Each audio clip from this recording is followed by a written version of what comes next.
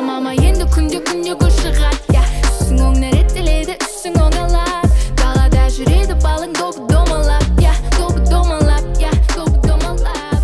Өткен күнде көрдің көреріңді.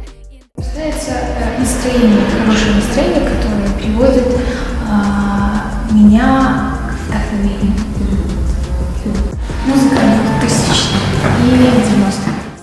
Вообще я по школе не скучаю только по деткам. Мне просто самой удобно и комфортно ходить в вещах оверсайз, и вот такого давления со стороны мамы я никогда не чувствовала.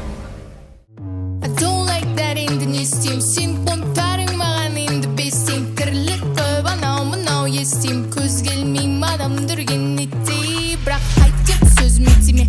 Болма баладай сәт келді дейді ғой, бізге билеуге ыңғайлы жас келді дегенмен, анда-санда жай жер аралап тұрайық, көзі шалмайды. Негізі қатты негатив алып көрмедім былай, бірақ негативті комментарийларды көрдім, әсіресе тиктокта.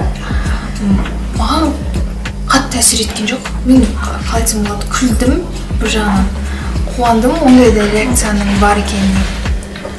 Әзірше қатты әсер етпеді деп айта аламын. Бірақ болашақта егер қатты негатив болатын болса, мүмкін кім біледі, қатты көңіліме тиетін шығар деп ойлаймын. Такого не было. Вот то, что мне радует, они всегда пишут, ну, типа, я хочу взять тебя в жены, а вот другие, вот, как сказать, такие неуместные комментарии никогда не читала. Сейчас?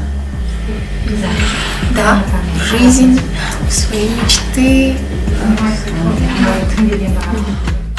Мечтаю путешествовать со своими родителями. Вот, прям большая мечта. Маған андай қазақи стиль қатты ұнайды. Сондықтан